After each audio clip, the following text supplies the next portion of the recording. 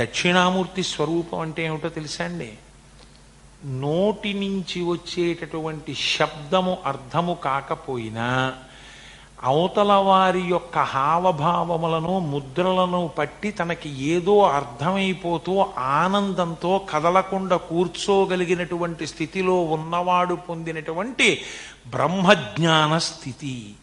ఈ సభలో ఈ భాష ఏమాత్రం అర్థం కాకపోయినా ఆయన అలాగే కూర్చుని అలా వినగలుగుతున్నారంటే మీ వైస్ ప్రెసిడెంట్ గారు ఇవాళ దక్షిణామూర్తి దర్శనం చేసిన స్థాయికి ఎదిగారు.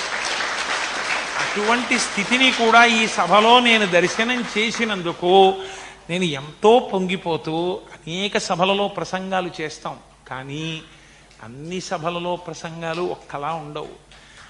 భార్య షడ్రసోపేతమైన భోజనం రోజు పెట్టచ్చు, అది రుచిగా ఉండదు.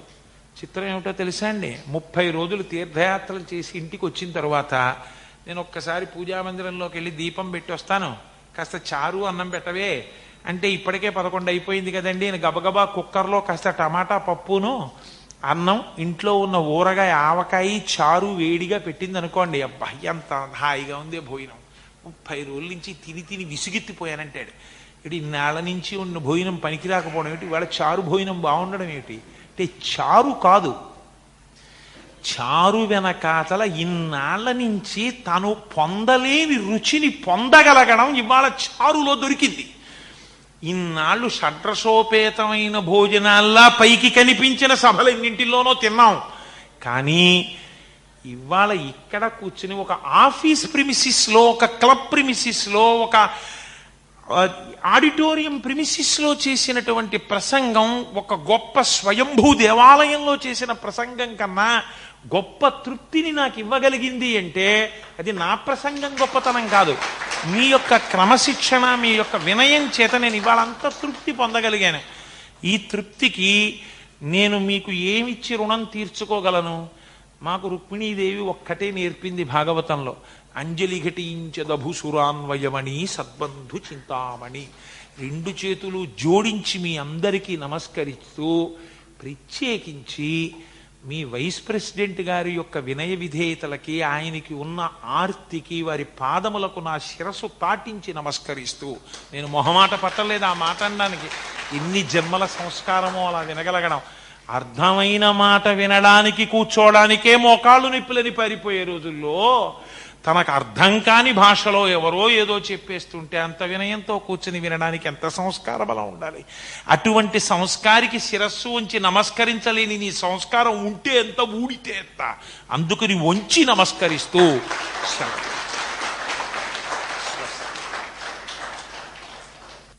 ఎవరైనా జీవితంలో ఒక్క విషయం గుర్తుపెట్టుకోండి, శంకరాచార్యుల వారు ఎంత అందమైన మాటలు చెప్పేశారో తెలుసా అండి?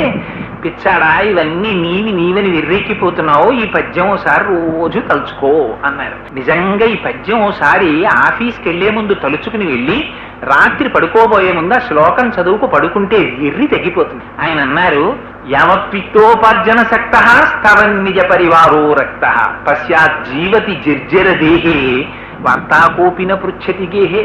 నాన్న రోజు నిడదవోలెడుతున్నావు, ఇంటికి వస్తున్నావు, డబ్బులు తీసుకొస్తున్నావు, జీతం పట్టుకొస్తున్నావు కాబట్టి బాగున్నావా బాగున్నావా బాగున్నావా నాన్నగారు, బావగారు, మామయ్య గారు, బాబాయ్ గారు, ఇన్ని వరుసలు. కానీ ప్రత్యాయాంతికతా పునర్న దివసాహ కాలో జగద్భక్షక లక్ష్మీస్తోయ తరంగ భంగ చపలా విద్యుచ్చలం జీవితం తస్మాన్ మాం శరణాగతిం కరుణయా తం రక్ష రక్షాధున.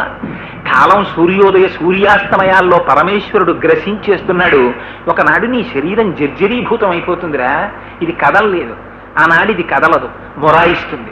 నాకు ఓపిక అయిపోయిందో, నేను తిరగలేను, తిప్పినన్నాళ్ళు తిప్పావు, ఇక నువ్వు తిప్పినా నీ తిరగనంటుంది. ఆ తిరగలేనన్ననాడు నువ్వు చేయగలిగింది ఏముందిరా? నువ్వు తిరిగినన్నాళ్ళు తీసుకొచ్చావే ద్రవ్యం, ఆ ద్రవ్యం కోసం నిన్ని అనుబంధాలు పెట్టి పిలిచిన వాళ్ళున్నారే, వాళ్ళెవ్వరూ వార్తాకోపిన పృచ్చతిగే. ఇది అబద్ధం కదండి, నీళ్ళలో లేదు. ఆయన పాపం ఎక్కడికి రాలేరండి అని ఒక గదొకటి కేటాయించేస్తారు. దానికి కారాగారానికి పెద్ద తేడా ఏమి ఉండదు. అందులో కూర్చోబెడతారు. వేళ పట్టున తీసుకెళ్లి ఇంత పదార్థం ఒకటి పెంపుడు కుక్కకి పెట్టినట్టు పెడతారు. ఆ పదార్థం తింటారు. ఆఖరణ బాగుండదు కాబట్టి ఎవరైనా శుభకార్యానికి పిలవడానికి వస్తే, మామగారు మీరు తప్పకుండా రావాలి స్మండి పెళ్లికి అంటే, ఒకట్లేండి పాపం ఇది అనవసరంగా మిమ్మల్ని ఇలాంటప్పుడు తిప్పి కదిపి చేస్తే మీకు ఇబ్బంది, శుభకార్యానికి వచ్చి మీకేమైనా అయితే మళ్ళీ మంగళాశాసనం ఒకటి, పెళ్లికి ఇబ్బంది వస్తుంది, వద్దులేండి విశ్రాంతి తీసుకోండి అంటాడు. వీడు తిరిగిన తిరుగుడంతా ఏమైంది? నిష్ప్రయోజనమై కూర్చుంది. అందుకని నువ్వు అప్పుడు కృతజ్ఞత ప్రకటించినా ప్రకటించకపోయినా ఇక్కడ ఉన్నాడు రా పరమేశ్వరుడు. వాడికి ఒక్కసారి నమస్కారం చేయడం నేర్చుకోరా ఓపిక ఉన్నప్పుడు. ఎవరు చెప్తారండి స్వాంతన వచనాలు? ఎవరు చెప్తారు? భగవానుడి వైపుకి మనస్సుని తిప్పగలిగినటువంటి మాటలు గురువు చెప్తాడు. అటువంటి గురువుకి తస్మై శ్రీ గురవై నమః. ఆ గురువు కోరుకునేదే ఉంటుంది. ఆ గురువు ఏం ఆశించాడు? అనేక జన్మ సంప్రాప్త కర్మబంధ విదాహినే జ్ఞానానల ప్రభావేన తస్మై శ్రీ గురవే నమః. ఆ గురువు అజ్ఞానాన్ని ధ్వంసం చేస్తాడు. మనం కూడబెట్టుకుంటాం, దీన్ని వెట్టి మూట అంటారు. ఇది ప్రతివాడికి ఒకటి తగిలించి ఉంటుంది, మనకి తెలియకుండానే ఉంటుంది. ఇప్పుడు పాన్ కార్డులు ఎలా ఉంటున్నాయో ప్రతివాడికి, అలాగే ప్రతివాడికి కూడా ఓ మూట ఒకటి తగిలించి పంపిస్తాడు పరమాత్మ. దీన్ని వెట్టి మూట అంటారు. ఈ వెట్టి మూట అంటే అంతా మొయ్యలేడని మనం ఏం చేస్తామంటే సాధారణంగా లెస్ లగేజ్ మోర్ కంఫర్ట్ అని ఎక్కువ పెట్లల్లో పెట్టుకుని ఎక్కుతాం కదా రైలు, ఒక్కొక్కటే మోసి ప్లాట్ఫామ్ మీదకి దింపుకుంటాడు. అలాగే మనం చేసినటువంటి కర్మ పర్వతముల కింద పడిపోయి ఉంటే ఈ జన్మలో అనుభవించడం కోసమని ఓ సంచిలో అవన్నీ నింపి పంపిస్తాడు. చేసినవన్నీ మంచి కర్మలే అయితే వచ్చేవన్నీ సుఖాలే వస్తాయి. కానీ అన్ని మంచి కర్మలు ఎందుకు చేశాం? దాంతో పాటు చెడు కర్మలు చేయలే, మరి దాని ఫలితాన్ని ఇంకోటి అనుభవిస్తాడా? మనమే అనుభవించాలి. అందుకని సుఖం వస్తుంది, దుఃఖం వస్తుంది, రెండింటినీ ఆ సంచి తగిలించి పంపిస్తాడు. విడిపనేమిటి? అందులోంచి వస్తూ ఉంటుంది. ఇదే రామాయణంలో అయోధ్యకాండలో చెప్తారు. అసంకల్పితమే విహాయదకస్మాత్ ప్రవర్తతే నివర్త్యారంభమారబ్ధం నమ దైవస్య కర్మతత్. ఇవన్నీ నా వల్ల అవుతున్నాయి, నేను అనుకుంటున్నాను, నేను చేసేస్తున్నాను అంటాడు. వెనకాల ఉండి నడిపించేవారు వీడొకడున్నాడు, వాడు నడిపిస్తుంటాడు. అందుకని ఈ వెట్టి మూటలోంచి తీసి ఒక్కొక్కటి అనుభవిస్తూ ఉంటాడు. పోనీ ఏమైనా ఖాళీ చేసుకుంటాడా? మళ్ళీ నే చేశానని కర్తృత్వంతో కర్మ చేసి మళ్ళీ ఆ వెట్టి మూట అంతా నింపుకుంటాడు. నింపుకుని శరీరం మారుతాడంతే. భాగవతం చదివితే ఎంత చక్కగా చెప్పేశారంటే ఈ శరీరాన్ని వదిలిపెట్టేసే ముందు ఒక చిన్న రిట్రీట్ ప్రాసెస్ అయిపోతుంది. గజేంద్ర మోక్షంలో చెప్తారు. ఒక్కసారి ఈ ఇంద్రియాల్లో ఉండేటటువంటి శక్తి అంతా వెనక్కి వెళ్ళి మనస్సులోకి వెళ్ళిపోతుంది. ఆ మనస్సు ఆత్మలోకి వెళ్ళిపోతుంది. ఆ ఆత్మ వెళ్ళిపోయే ముందు, ఇంట్లోంచి వెళ్ళిపోయే ముందు పిల్లాన్ని చేత్తో పట్టుకుని అమ్మ బయటికి వెళ్ళినట్టు జీవుణ్ణి వెంట పెట్టుకుని ఆత్మ బయటికి వెళ్ళిపోతుంది. ఆ వెళ్ళిపోయేటప్పుడు కొన్ని కోట్ల రంధ్రాలు, 2 కళ్ళు ఉన్నాయి, 2 ముక్కులు ఉన్నాయి, 2 చెవులు ఉన్నాయి, ఓ నోరు ఉంది, ఓ మలద్వారం ఉంది, ఓ మూత్రద్వారం ఉంది, కొన్ని లక్షల రోమకూపాలు ఉన్నాయి. వీటిల్లోంచి ఏదో ఒక ద్వారంలోంచి బయటికి వెళ్ళిపోతుంది.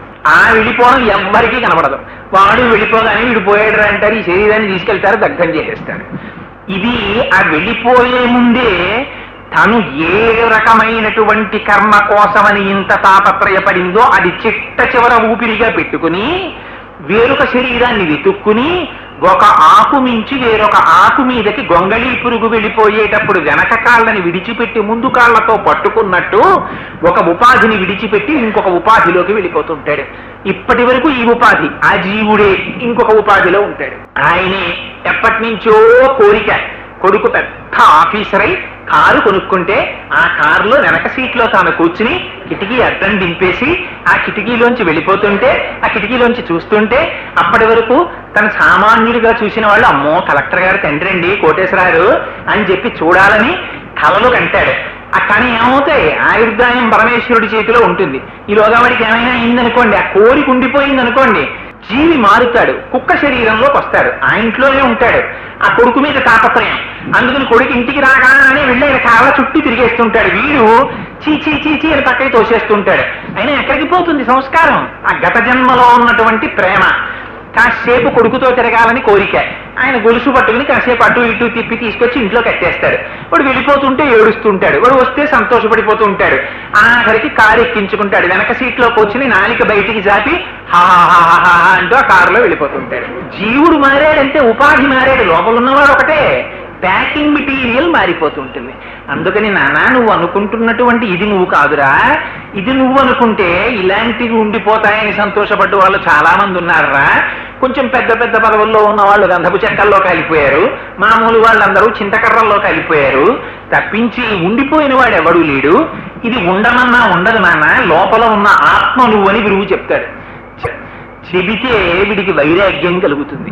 కలిగితే ఆ వైరాగ్యం చేత చెయ్యవలసిన మంచి పనులు చేస్తాడు. ఆ మంచి పనులు చేస్తే తను మనుష్య ఉపాధిలోకి వచ్చాడు కాబట్టి మెట్టెక్కుతాడు. ఇది ఒక్క మనుష్యుడే చెయ్యగలడు, ఇతర జీవులకి కుదరదు. మీరు ఒక కుక్కని తీసుకొచ్చి దక్షిణామూర్తి స్తోత్రం చెప్తానన్నారు అనుకోండి, ఆయన్ని పిలవకండి, మనకి చెప్పేవాడు కాదు ఆయన అంటాడు. అందుకని మనుష్యుడైతేనే వచ్చి కూర్చుని వినగలడు.